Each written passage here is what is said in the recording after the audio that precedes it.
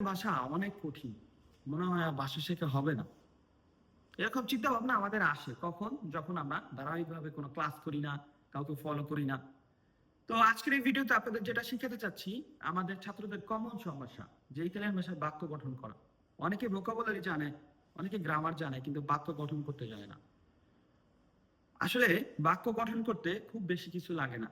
দেখেন, ইংলিশে যেরকম সাবজেক্ট ভার্ব অবজেক্ট লাগে, ইটালিয়ান ভাষায় সজ্জেক্তো, ভেরবো এ অবজেক্ট, তিনটা বিষয় লাগে। এটা আমরা অনেকেই জানি না। চলুন আজকে একটা বাক্যের মাধ্যমে আপনাদেরকে শেখানোর চেষ্টা করি।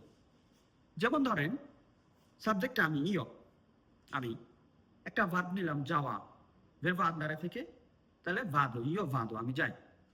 উদ্দেশ্য কোথায়? স্কুলে, আ স্কলা, ইয় ভাদো আ স্কলা, আমি স্কুলে যাই। এটা একটা সহজ বাক্য, এখানে সাবজেক্ট ভার্ব অবজেক্ট আছে।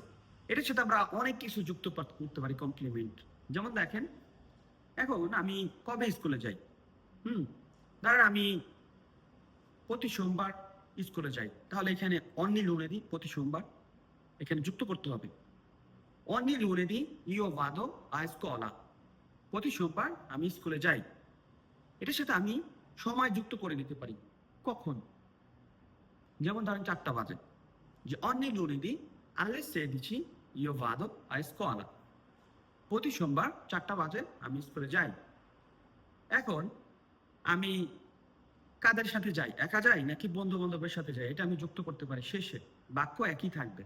জনে লুনেদি alle 16 io vado a scuola con gli amici, প্রতি সোমবার আমি স্কুলে যাই, প্রতি সোমবার 4টায় আমি স্কুলে যাই আমার বন্ধুদের সাথে। এখন আমি কিসে করে যাই? পায়ে হেঁটে, সাইকেলে করে, না গাড়িতে করে? ওকে, আমি গাড়িতে করে যাই, তাহলে ইন মাক্কিনা কিংবা কন মাক্কিনা আমি যুক্ত করে দিতে পারি। বাক্য একই থাকবে আগেরটা। যে অন্য লুনেদি alle 16 io vado a scuola con gli amici in autobus, অপরে ইন মাক্কিনা, আমি বাসে করে বা গাড়িতে করে যাই।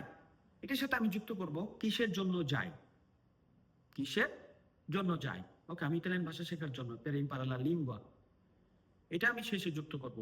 যে ogni lunedì alle 16 io vado a scuola con gli amici in macchina per imparare la lingua italiana, প্রতি সোমবার আমি, প্রতি সোমবার 4টায় আমি স্কুলে যাই বন্ধুদের সাথে বাসে করে ইটালিয়ান ভাষা শেখার জন্য।